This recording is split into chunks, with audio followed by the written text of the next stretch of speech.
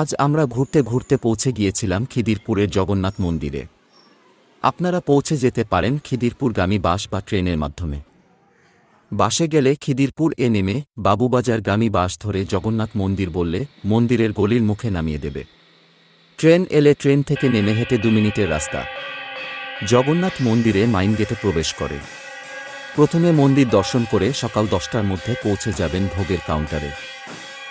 সেখান থেকে খাবার জন্য কুপন নিয়ে নেবেন পার হেড 150 টাকার বিনিময়ে, অথবা আগের দিন কল করে নাম লিখিয়ে রাখলে ভালো হয়।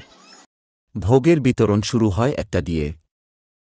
এরপরে আরও বিভিন্ন ঠাকুরের মন্দির যেমন বিমলা মাতা মন্দির, তুলসী মাতা বিগ্রহ, রাধাকৃষ্ণ বিগ্রহ, নিমকাঠের তৈরি জগন্নাথ বিগ্রহ, হনুমানজি, নরসিংহদেবের বিগ্রহ দেখতে পাবেন প্রধান মন্দিরের চারিদিকে। তারপর বিশ্রামাগারে একটু বিশ্রাম নিয়ে চলে আসুন খিদিরপুর বাসস্ট্যান্ডে বাস ধরে অথবা হেঁটে স্টেশনে।